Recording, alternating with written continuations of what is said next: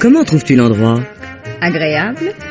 Si ce n'était le teint café au lait des petites serveuses métisses et la tiédeur du climat hivernal, on s'imaginerait être dans un élégant salon de thé de la 5e avenue. Alors que nous nous trouvons à 6000 km de New York, dans le seul établissement de l'île Johnston, où des femmes peuvent se retrouver entre elles et bavarder de choses et d'autres devant un jus de fruits. Non mais vraiment, tu ne connaissais pas? Mais non, je viens ici pour la première fois. Donald ne t'a jamais mené à la cafétéria, mais c'est inimaginable. Crois-tu qu'il pense seulement à me sortir? Il se rend à son club et me laisse pendant des heures me morfondre dans la villa.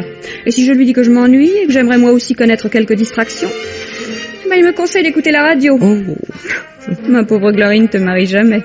Mais Dieu soit loué, tous les hommes ne ressemblent pas à ton mari. Le tien semble faire preuve d'une rare cruauté mentale. Non mais tu ne sais pas tout. L'autre soir, je me trouvais à la porte. Oui. J'avais oublié ma clé. J'ai appelé Donald qui était dans sa chambre. Il m'a laissé m'époumoner pendant plus de 10 minutes. Et il savait que tu ne pouvais pas entrer? Mais oui. Il s'est même montré à la fenêtre. Après un siècle d'attente, alors que je me résignais à passer la nuit dehors, il est enfin descendu m'ouvrir. Et il paraissait ravi. Tu penses cet incident lui avait fourni une nouvelle et bonne occasion de me torturer? Mais enfin, rien ne te retient à lui. Vous n'avez pas d'enfant. Pourquoi ne divorces-tu pas? Donald s'y refuse. Cela est contraire à ses principes. Enfin, c'est du moins ce qu'il prétend. Séparez-vous. Tu peux retourner vivre en Californie chez tes parents. Mon mari ne veut pas me donner l'argent pour retourner en Amérique. Et il s'oppose à ce que je réclame à mon père les quelques milliers de dollars représentant le prix du voyage. Ah, vois-tu, Glory, le seul plaisir que soit capable d'éprouver Donald est de faire souffrir ceux avec lesquels il vit. Son cas relève du psychanalyste. Dans un certain sens, Donald est un malheureux. Oh non, tu ne vas pas le plaindre. Après tout ce qu'il t'oblige à endurer. Ah ça non, je le déteste trop. Tout ce que je peux espérer, c'est un accident lorsqu'il conduit sa voiture à tombeau ouvert sur les mauvaises routes de l'île. Eh ben non, c'est à croire qu'il a passé un pacte avec le diable. Mais puisque tu le hais au point de ne plus pouvoir vivre avec lui, pourquoi ne pas le tuer? Tu y as songé, avoue-le. Ça m'est arrivé, souvent même. Ah, mais à quoi cela m'avance-t-il? On se berce de ses idées pendant quelques instants et ça ne va jamais plus loin. Je comprends. Chacun de nous a songé au moins une fois dans sa vie à supprimer un de ses semblables. Cette pensée vous soulage.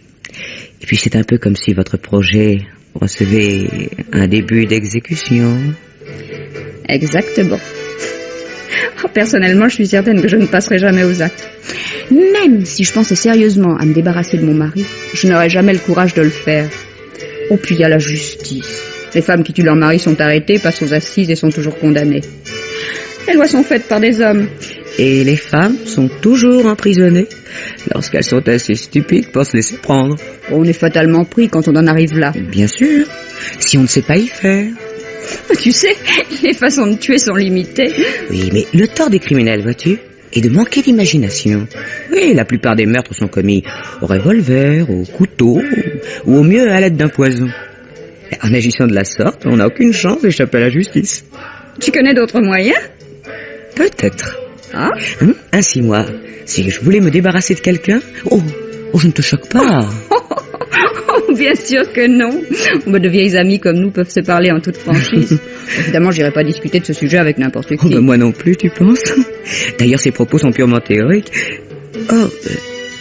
Où en étais-je?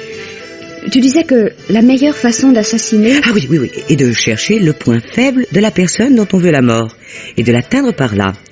Oui, laissons aux gangsters le soin de régler leurs querelles par les moyens grossiers, non. Mais par contre, un individu intelligent qui fait usage de son cerveau, eh bien, il peut commettre un crime en toute impunité.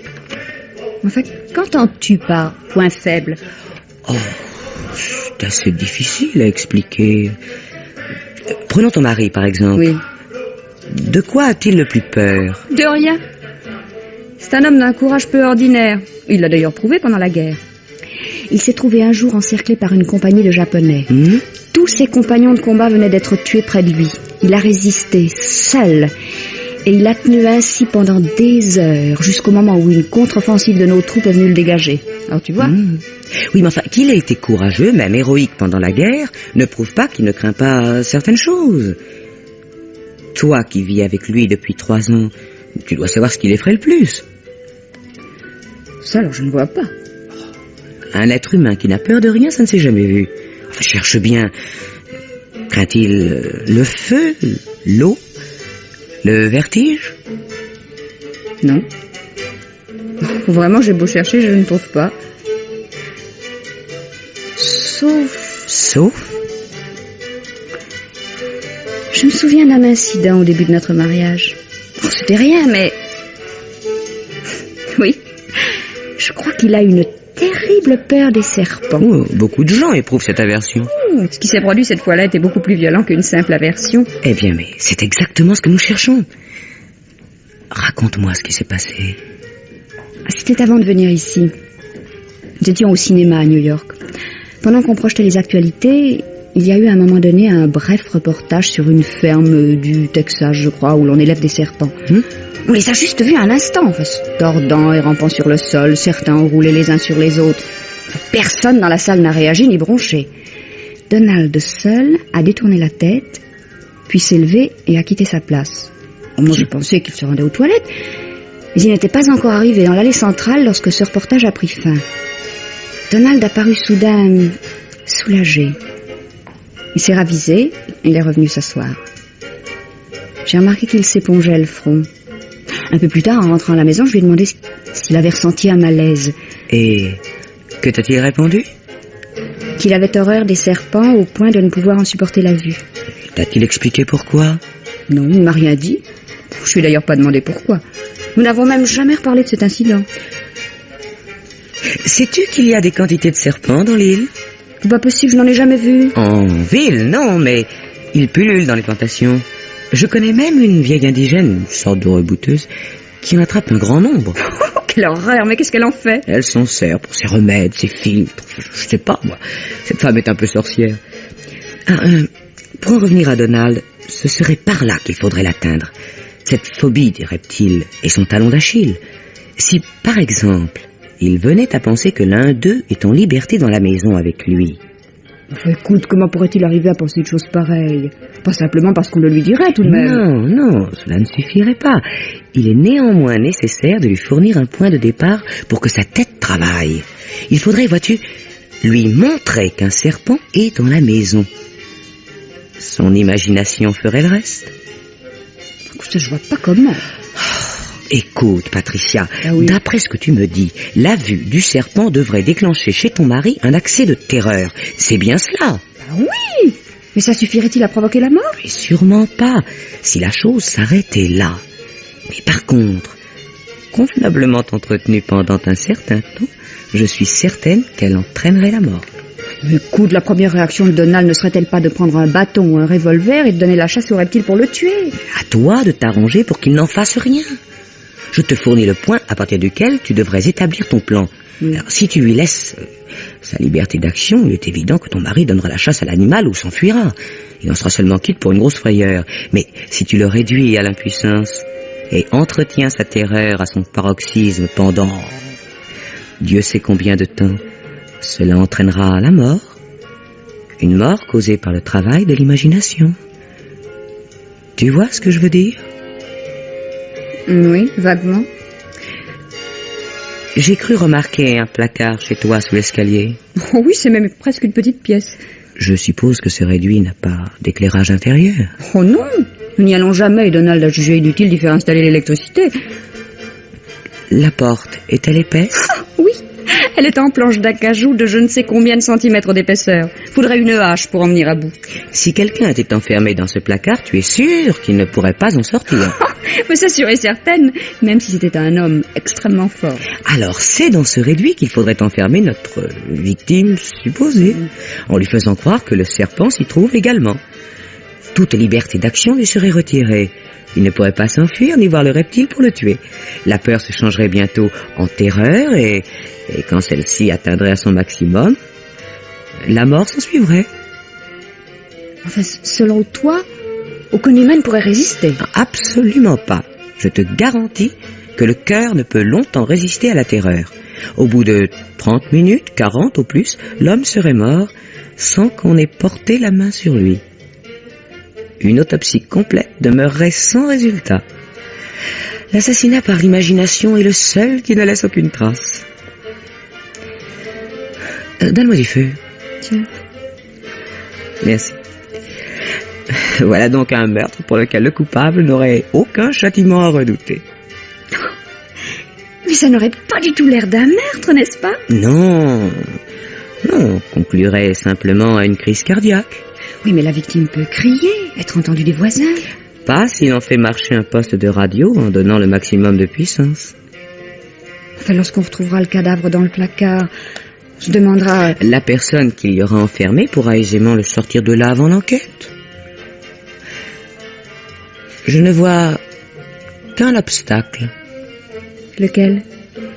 Une grande force de caractère est indispensable pour mener à bonne fin un tel plan, car c'est un des meurtres les plus cruels que l'on puisse imaginer pour tuer son prochain.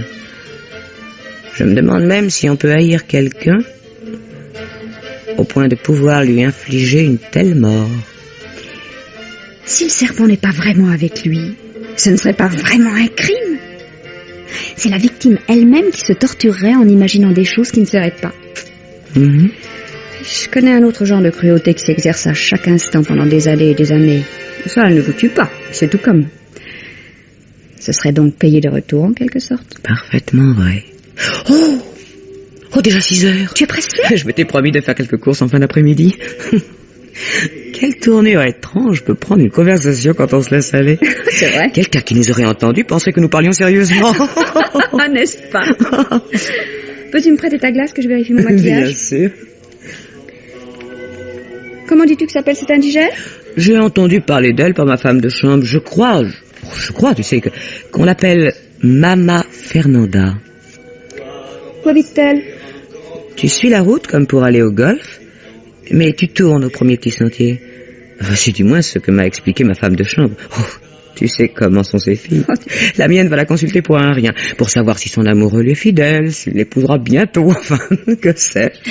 Et cet indigène, dis-tu, capture des serpents? Oui, pour ses remèdes et ses filtres. Il lui faut, paraît-il, des crapauds, des lézards, des serpents, enfin, toutes sortes de bêtes comme ça. Elle se sert de leur peau ou de leur venin, je sais pas au juste, et Marlita, c'est un joli nom, n'est-ce pas? Oui. Marlita me raconte toutes ces histoires. Oh, tu m'accompagnes? Oh, impossible, c'est le jour de sortie de Pépita et l'idée ne serait pas près quand Donald rentrerait. Tu penses qu'il ne manquerait pas de me faire remarquer que je suis incapable de diriger mon intérieur? Ma pauvre Patricia, je te plains de tout mon cœur d'être traitée de la sorte. Toi, un être si sensible. Enfin, j'étais ravie de prendre le thé avec toi. Oui, moi aussi. Donc, quand tu auras un après-midi de libre, téléphone-moi. Hein. La Sénora s'est égarée. Pour le golf, fallait continuer tout droit, sur la route, et pas tourner dans le sentier. Je ne vais pas au golf. Je cherche une personne nommée Fernanda. Pouvez-vous m'indiquer? Mama Fernanda? Oui. C'est moi, Mama Fernanda. Que puis-je pour la Sénora? Marlita m'a parlé de vous. Vous connaissez Marlita? Qui est femme de chambre d'une riche et belle américaine. C'est ça. Marlita m'envoie vous trouver. Oh, la Sénora est malade? Non. Oh. Maman Fernanda connaît des remèdes mystérieux qui guérissent tous les maux et qui les provoquent. Ah, je ne suis pas venue pour cela. La Sénora voudrait connaître son avenir, savoir si elle est toujours aimée de son mari ou de quelqu'un d'autre. Maman Fernanda peut lui apprendre et lui préparer un breuvage qui rend tous les hommes fous d'amour. Maman Fernanda connaît tous les secrets de la nature. Non, la raison de ma visite est plus simple. Voilà, je voudrais seulement vous emprunter quelque chose. Ah? Qu'est-ce que la Sénora désire que je lui prête? Une chose que vous avez et dont je crois avoir besoin. Entrez, Sénora. Ma pauvre hutte est à vous. Voilà. Prenez tout ce que vous voulez. Asseyez-vous. Non, j'ai juste un instant. La Sénora est surprise par l'obscurité. Nous ne sommes pas riches. Je m'éclaire à la lueur de ce feu et nos huttes n'ont pas de fenêtres. Qu'est-ce que la Sénora veut que je lui prête? Un de ces animaux qui rampent sur le sol. Je vois. Vous voulez un remède que je fais avec eux? C'est pour conserver la jeunesse? Oh, la Sénora n'en a pas encore besoin. Non. J'en veux un vivant. Un vivant? Oui. Qu'est-ce que la Sénora veut en faire? Ma maison est pleine de souris. C'est pourquoi je voudrais l'avoir pendant une nuit ou deux afin qu'il les mange. Après quoi, je vous le rapporterai. Je comprends. Mais un qui ne soit pas d'une espèce dangereuse, bien sûr. Un dont la morsure ne tue pas. Oui. Pas dangereux.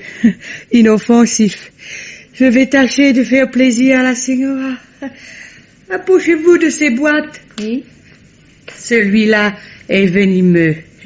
Sa morsure est mortelle. Celui-ci aussi. Voici celui qu'il vous faut. Vous le prenez avec les mains? Ou avec un bâton. Je vais le mettre dans ce panier d'osier. Je suis sûre que celui-là fera votre affaire. Qu'il est petit. Il n'a pas l'air très vivace. Vous n'en auriez pas un plus gros, enfin qui paraisse plus effrayant? Mais je croyais que la Signora voulait faire manger ses souris, et pas seulement les effrayer. Je vais lui en trouver un autre. En voici un que j'ai attrapé hier. Convient-il à la Signora? Oh, il est horrible. Oui, ses cornes sur la tête. Oh, ce n'est rien, pas dangereux. Vous êtes sûr qu'il n'est pas venimeux? Non, pas venimeux. Regardez, je l'enroule autour de mon bras. Et il ne cherche même pas à mordre. Oh, je vous en supplie, je veux pas voir ça. Je vais le mettre dans le panier. C'est un nouveau. Je l'ai attrapé hier dans l'île, au milieu des rochers. Il est un peu endormi parce qu'il vient de manger un gros rat. Il se réveillera lorsqu'il aura faim. Et quand il est réveillé, il est très vif et très rapide. Ne pas laisser ouvert le panier. Il aurait vite fait de s'en sortir. La Signora veut que je porte le panier dans sa voiture? Non, il faut que je m'habitue à ne pas en avoir peur. J'attends seulement un instant, le temps de prendre courage. La Signora n'a rien à craindre. Qu'elle tienne simplement le panier bien droit, qu'il ne se renverse pas. Enfin, comment l'attraper quand je voudrais le prendre pour le remettre dans mon placard? Est-ce qu'il faudra le saisir à la main? Non, avec un bâton. Regardez, vous glissez le bâton à plat sur le sol, sous l'animal, mais toujours par le milieu, jamais près d'un bout ou de l'autre. Après, vous soulevez le bâton, il se laisse prendre en s'enroulant autour. La Signora a vu? Ah oui, tenez, voici de l'argent. C'est suffisant? Oh, c'est beaucoup trop. Ça va, gardez. Oh, pour ce prix, la Signora peut le conserver. Soyez tranquille, je vous le rapporterai. Que la Signora prenne le temps qu'il mange toutes ses souris. Pépita? Vous êtes là, Pépita? Voilà, madame. Mais pourquoi madame porte ce panier? Madame n'avait qu'à le laisser dans la voiture. Je saurais aller le chercher. Ne vous en occupez pas, Pépita. Débarrassez plutôt la desserte que je le place dessus. Il s'agit d'un objet très fragile. Est-ce que je dois ouvrir le panier? Non, surtout pas. Laissez, Pépita. Bien, madame. Dites-moi, Pépita, quel est votre soir de sortie? Madame ne s'en souvient pas, mais le mercredi. Oui, c'est vrai, j'avais oublié. Eh bien, exceptionnellement, cette semaine, je vous donne un soir de sortie supplémentaire. Madame veut dire quoi? Oui, aujourd'hui, vous pouvez disposer de votre soirée. Oh, merci, madame. Mais Ignacio, mon fiancé, il n'est pas prévenu. Eh bien, allez le surprendre. Je vous autorise à partir immédiatement. Mais le dîner, qui est-ce qui le préparera? Mais laissez, je m'en occuperai. Le frigidaire est garni? Oh oui, madame. Bien, je composerai moi-même le repas.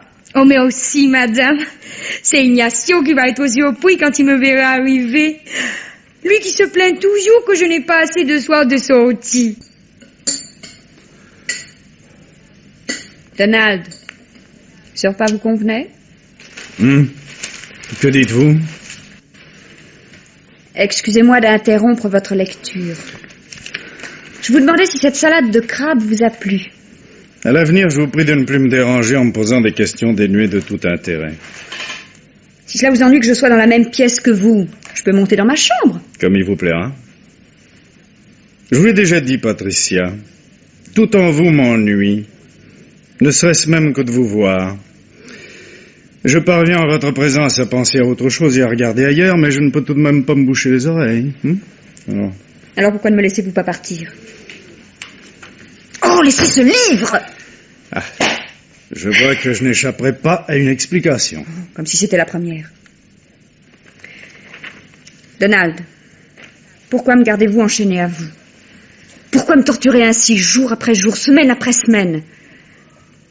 Cela durera ainsi, vous le savez comme moi, jusqu'à la mort de l'un de nous.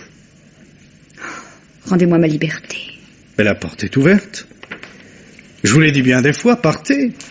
Mais je vous retrouve toujours là. Vous savez bien que je ne peux pas m'en aller. Sinon, il y a longtemps que vous ne me verriez plus. Mais je suis à des milliers de kilomètres de chez moi et je n'ai pas d'argent pour payer mon voyage de retour. Eh bien, dans ce cas, vous faut rester. Voyez-vous, Patricia, quand j'ai conclu un marché, j'en respecte toujours les termes. Même quand ce marché est mauvais pour moi, ce qui est présentement le cas, d'ailleurs. Et pour moi? Pour vous aussi, j'en conviens. Mais oui, vous m'avez épousé sans amour uniquement pour ma situation. Vous imaginiez qu'une femme de planteur portait de somptueuses toilettes et était couverte de bijoux. Bref, que vous étiez promise à la grande vie. Au lieu de cela, vous avez dû me suivre dans une île dont la population se limite à quelques centaines de blancs et à quelques milliers de métis admis abrutis par l'alcool, où les distractions sont rares et où les dollars se gagnent beaucoup plus difficilement que vous ne le supposiez.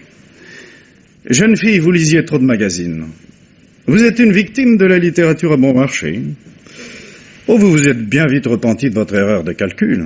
Certainement. Si c'était à refaire... Vous épouseriez le petit cousin avec lequel vous passiez chaque année vos vacances, mais que vous semblez trop jeune et trop peu fortuné pour faire un parti intéressant. L'ennui, Patricia, est que les choses ne sont jamais à refaire. Pourquoi me refusez-vous ma liberté? Vous ne m'aimez pas. Je sais, mais je m'en suis aperçu trop tard. Je boirai dans le calice jusqu'à la lie et ne comptez pas sur moi pour briser mon propre mariage. Pour la dernière fois, Donald, accordez-moi la possibilité de partir. C'est la dernière fois que je vous le demande avant... Avant? J'écoute. Avant que quelque chose se produise. Je vous en supplie, Donald, laissez-moi partir. Que pourrait-il se produire, selon vous?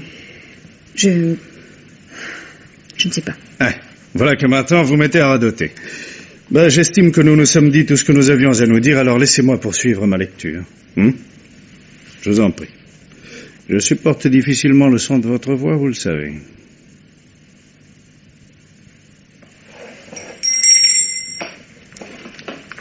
Je suppose que vous appelez la bonne? Oui, je voudrais un fruit. Où est Pépita? Elle est sortie. Mais je croyais que son soir de sortie était le mercredi. Un de ses parents était tombé malade, elle m'a demandé si elle pouvait changer de jour. Mais vous l'avez cru? Oui. Mais cette fille vous a raconté une histoire. Et je me suis dirigé au domestique. Bon, je vais aller vous chercher un fruit. Que désirez-vous? Non, laissez. Je ne tiens pas à ce que vous fassiez quoi que ce soit pour moi. Vous m'obligeriez à vous remercier. Non, je vais me servir. Comme vous voudrez. Qu'est-ce que c'est que ce panier? Je ne sais pas. Pépita a dû le poser là par mégarde et l'aura oublié. C'est pas un panier de fruits, ça? Je l'ignore, c'est possible. Mais que vous arrive-t-il? Un serpent. Un serpent, là, dans ce panier. Vous vous trompez certainement. Comment voudriez-vous qu'un serpent se trouve ici? Je vous dis que je l'ai vu. Il est là, il a dressé la tête quand j'ai soulevé le couvercle. Même si c'était, je ne comprends pas que cela vous mette dans un pareil état. C'est plus fort que moi, ces bêtes me terrorisent. Vous pouvez pas savoir. Bien. Je vais porter le panier dehors.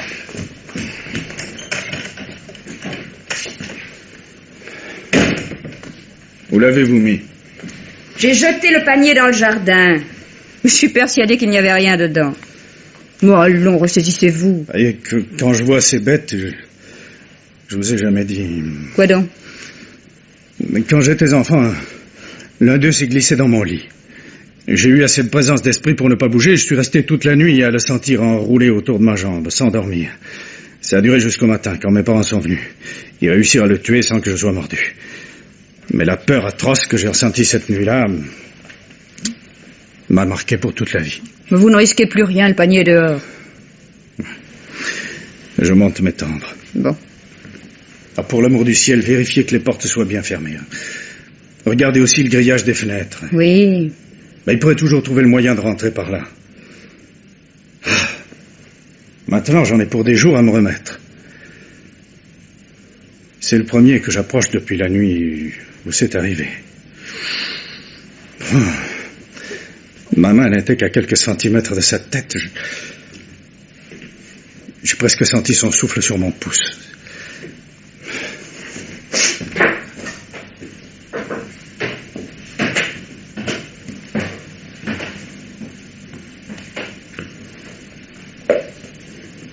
Donald, tout ce que tu m'as fait endurer depuis plus de 3 ans, tu vas me le payer. Me le payer très cher. Il s'agit maintenant de ne rien laisser au hasard. Donc, placer dans le placard un panier identique à l'autre. Une boîte d'allumettes presque vide. Ah, vérifier si la serrure fonctionne. Voilà. Accrocher ma robe à ce clou. Renverser ces tabourets. Que se passe-t-il en bas? Hein? Et vous restez à la fin? Pourquoi ce vacarme? Vous m'importunez pendant le jour et comme maintenant que vous gâchiez mes nuits? Où êtes-vous? Dans le placard. Mais que faites-vous là? Le dos de ma robe s'est pris à un clou. Décrochez-vous? Je ne peux pas. Je n'arrive pas à atteindre le clou et je risque d'arracher l'étoffe.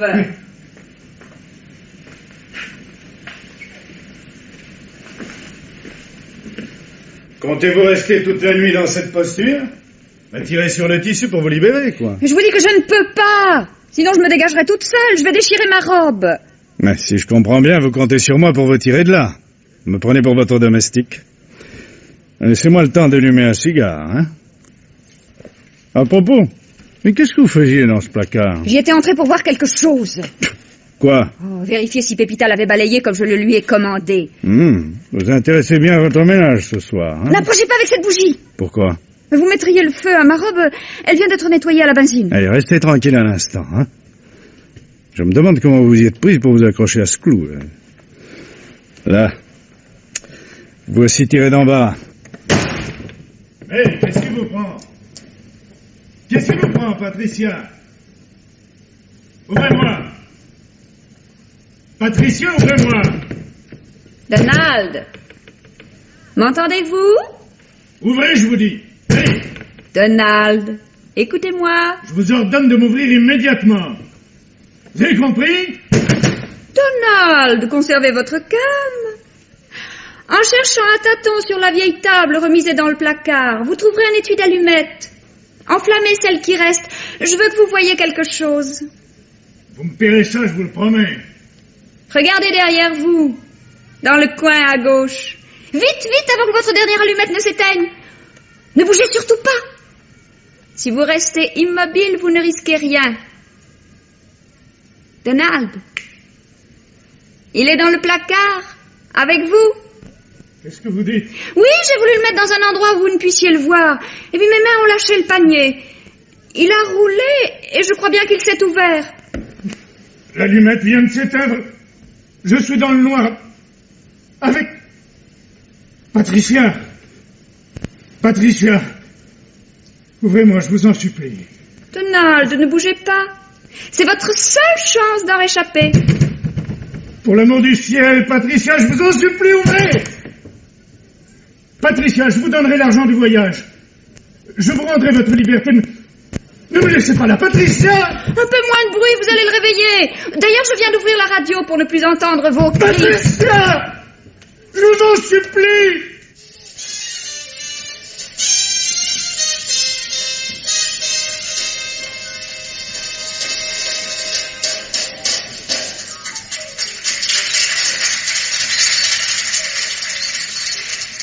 Mesdames et messieurs, c'est toujours Johnny qui vous parle.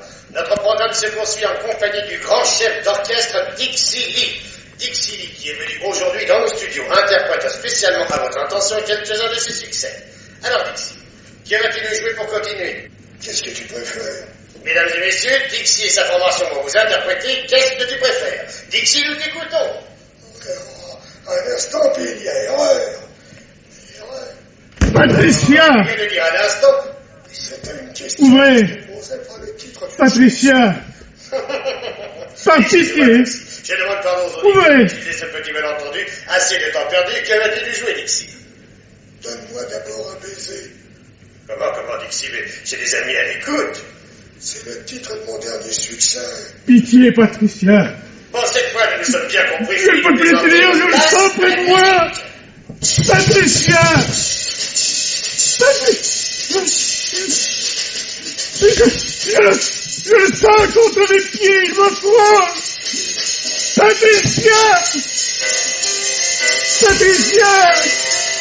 Patricia. Prenez le revolver. Il y en a un dans la commode de la chambre. Allez le chercher, venez m'achever. C'est en pitié. Ne me laissez pas une seconde de plus dans ce placard. De la lumière, je vous en supplie. Patricia, juste un peu de lumière, seulement une minute. Le temps de où il est. Patricia. Juste de la lumière, le temps de où il est. Seulement Patricia, Patricia.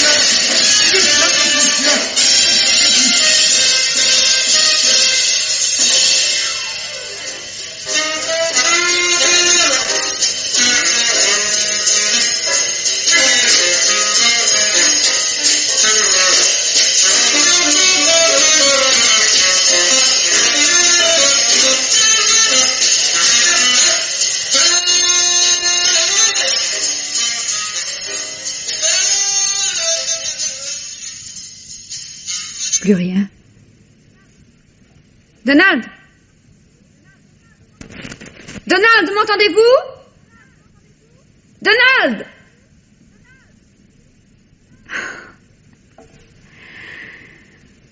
Ah, ça n'a pas duré trop longtemps. Me voici enfin libre, libre! Qu'est-ce que c'est? C'est moi, madame. Ah, c'est vous, Pépita. Mais je vous avais accordé votre soirée. Pourquoi revenez-vous déjà? J'ai voulu surprendre Ignacio, comme madame me l'avait conseillé. Eh bien, Quand je suis arrivée chez lui, je l'ai trouvé avec Antonine. Cette fille qui va avec tous les garçons et qui est laide comme un pou. Ignacio a reconnu qu'il me trompait avec elle depuis 6 mois. Et moi comme une bête qui n'écoutait pas les autres garçons. oh, les hommes sont tous les mêmes, ma pauvre Pépita. Je me vengerai, madame. Voilà des mois que Juanito, le commis du fruitier, il me demande de sortir avec lui chaque fois qu'il vient livrer. Eh bien, la prochaine fois, j'accepterai. Et quand je rencontrerai cette Antonine, je lui crèverai les yeux. Allez vous coucher, Pépita. Demain, vous penserez à autre chose. Non, j'ai pas sommeil, madame. Je vais ranger la vaisselle. Bon, si vous voulez. Qu'y a-t-il, Pépita? Un serpent, là, sous l'évier, madame. Ce n'est pas possible. Enfin, d'où viendrait-il? Mais regardez, il dresse la tête comme s'il voulait mordre. Oh, madame, oh, j'ai peur. Donnez-moi un panier. Mais j'en ai aperçu un dehors, près de la porte. Tenez ce bâton, là. Oh, il va mordre, madame. Il faut appeler monsieur pour le tuer. Mais pensez-vous, cette espèce n'est pas dangereuse. Oh, madame, mon Dieu. Mais il faut le prendre par le milieu. Allez, avancez le panier.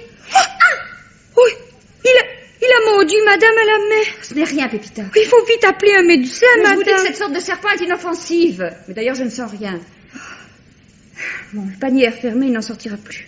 Oh, madame est bien courageuse. Le téléphone, madame. Laissez, je vais répondre. Bien, madame.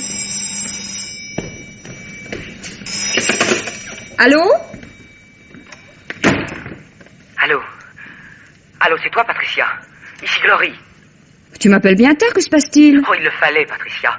La vieille indigène dont nous parlions l'autre jour. Tu vois qui je veux dire? Non, je me souviens pas que nous ayons parlé d'une vieille indigène, pourquoi? Oh, mais rappelle-toi, Mama Fernanda. Ah oui, j'y suis. Elle est allée trouver Marlita, ma femme de chambre. Elle a fait tout ce chemin pour la prévenir, car elle ne savait comment te joindre. Mais pourquoi voulait-elle me joindre? À cause de ce que tu lui as emprunté. Marlita, affolée, m'a réveillé pour me mettre au courant. Il me fallait t'avertir sans perdre un instant. Mais pourquoi? Pour ce qu'elle t'a remis. Oh, ne t'en approche surtout pas. Une erreur s'est produite. Une erreur, que veux-tu dire? Oui, ce que tu es allé prendre. Elle t'en a donné un de la mauvaise espèce. Comment? Oui, elle s'en est rendue compte après ton départ. Il était alors trop tard. S'il te mordait, rien ne pourrait te sauver. Tu serais morte en moins d'un quart d'heure. Pour celui-là, il n'existe même pas de sérum. On ne connaît pas de cas où une personne mordue ait survécu, à moins d'un traitement immédiat. Quel traitement? que la morsure ait été faite à une main ou à une jambe, pour que l'on puisse pratiquer aussitôt l'amputation. Allô? Allô, tu m'écoutes? Allô? Allô, Patricia? Allô? Allô, Patricia? Pépita! Pépita! Pépita, le couperet, où est-il? Mais toujours à sa place, madame. Mais madame... mais... Oh, je ne peux pas.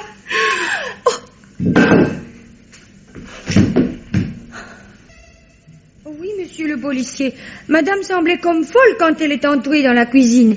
Elle a pris le couperet dont je me sers pour découper les volailles, comme si elle voulait se couper la main. Et puis elle est tombée.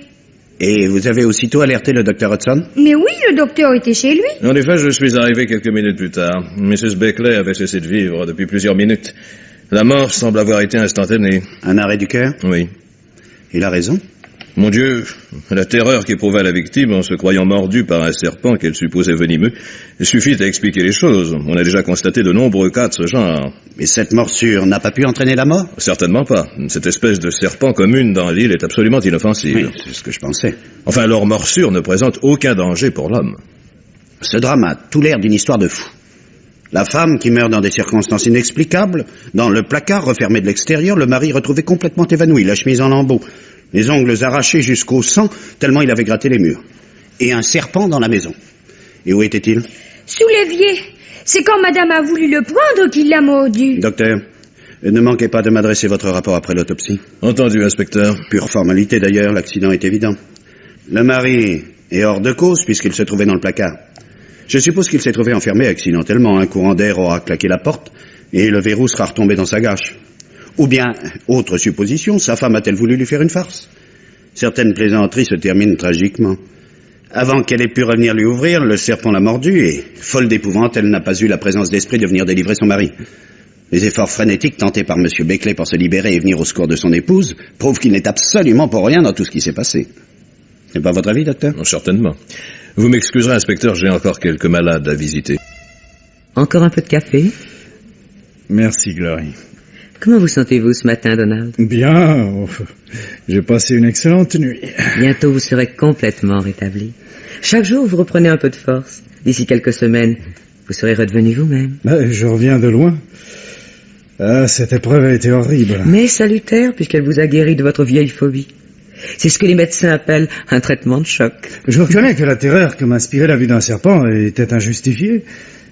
Et ce qui m'a aidé à m'en tirer, je crois, c'est que j'ai fini par perdre connaissance. Mais vous souvenez-vous de ce qui s'est passé cette nuit-là?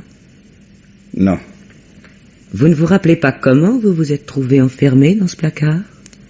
Je croyais être entré pour chercher je sais plus quoi. La porte s'est brusquement fermée. Sans doute un courant d'air, comme l'a dit l'inspecteur. J'ai frotté une allumette et j'ai cru voir un serpent. Et vous n'avez pas appelé? Si, Patricia n'a pas entendu. Elle devait se trouver au premier. Vous savez la suite. Pauvre Patricia. Personne ne saura jamais exactement ce qui lui est arrivé cette nuit-là. Elle a cru que la morsure du serpent était venimeuse et le cœur n'a pas résisté à la terreur éprouvée. Une mort uniquement provoquée par l'imagination. Ouais. Quelle fin horrible. Le plus curieux est qu'on n'a pas pu découvrir qui lui a téléphoné à ce moment-là. Oh, ce coup de fil n'a peut-être aucun rapport avec ce qui s'est passé. C'est possible. Oh, mieux vaut tout oublier. Eh oui. Par contre, je n'oublierai jamais les soins que vous m'avez prodigués. Ah aussi, Glory. Vous avez été merveilleuse. Sans cesse à me veiller, à me soigner. Mais pourquoi m'avez-vous témoigné tant de bonté? Vous ne devinez pas? Mon Dieu. C'est donc moi qui parlerai la première. Donald, je vous ai toujours aimé. Vous l'ignoriez? Au début, oui. Ensuite... Je vous ai aimé dès que Patricia nous a présentés. Vous étiez fiancés, j'ai essayé de lutter, mais j'ai compris que ce sentiment était le plus fort. Glory. Je vous ai aimé à un tel point que j'aurais fait n'importe quoi pour me trouver ainsi, avec vous. Ce que vous me dites est merveilleux. Je vous promets de vous rendre enfin heureux. Moi, Donald, je vous comprends. Ce n'est pas comme Patricia. Je crois qu'elle n'était pas très intelligente. Ouais. Je me souviens de la dernière conversation que nous avons eue à la cafétéria, quelques jours avant le drame. Oh, une conversation stupide. Oui, nous parlions de meurtre. Je lui expliquais qu'une personne intelligente n'avait pas besoin d'armes pour commettre un crime parfait. Et alors? Cette pauvre Patricia ne comprenait rien à ce que je lui expliquais. Oh non, croyez-moi, Donald. Elle n'était pas faite pour vous. Oh, c'est vrai, oui, ça. Nous n'étions pas faits l'un pour l'autre.